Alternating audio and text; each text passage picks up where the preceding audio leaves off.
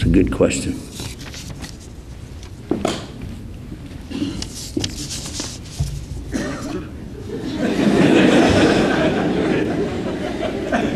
You realize you just bent over in front of the camera, right?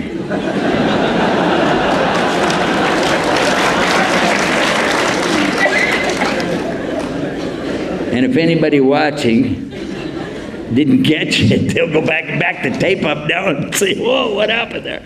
Okay.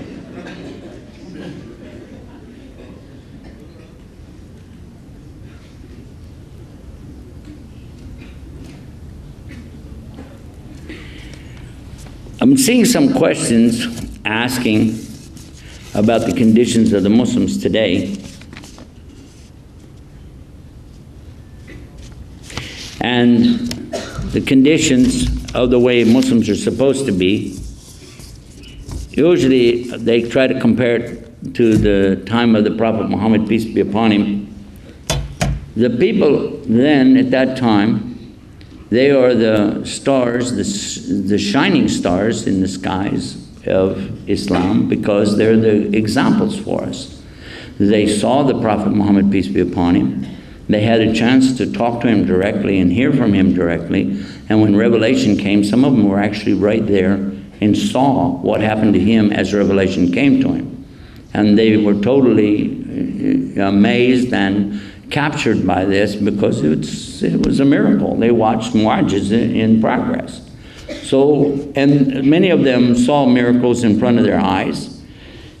They didn't have doubts.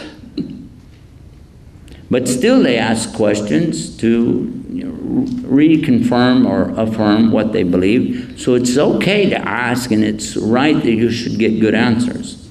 If you find that the person you're asking is not able to answer your question to your satisfaction, then it is okay to ask somebody else. But the thing you got to remember is that it's not right to go around and ask everybody you know, because not everybody has studied Islam in the Arabic language. The proper thing to do is to go to those who know. And this is what Allah said in the Quran. You go to the people who know. Now, if somebody didn't memorize the Quran in Arabic, then why would you put such a high value on what they read in Shakespeare or the dictionary or encyclopedia? Because you're asking them about Islam.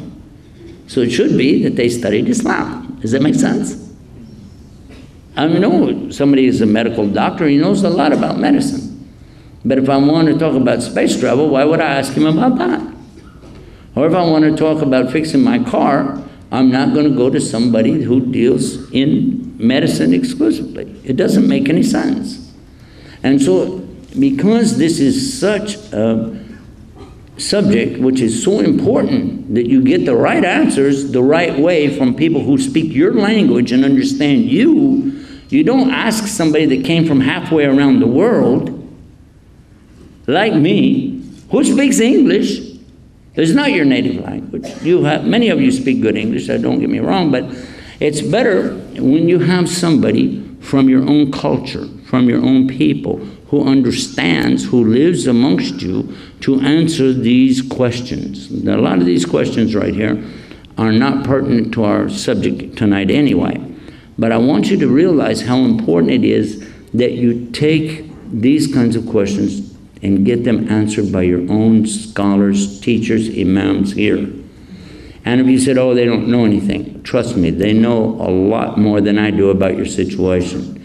Some of you, you don't like the answers you're getting, so you're shopping. And it's not right to do that.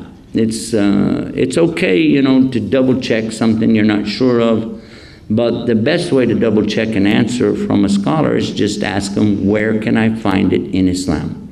Could you show me in the Quran? Could you show me the Hadith? And that's, if you can't do that, now it's time to move on. But if they've shown it to you and you look at it, you see, okay, that's it. That's the answer.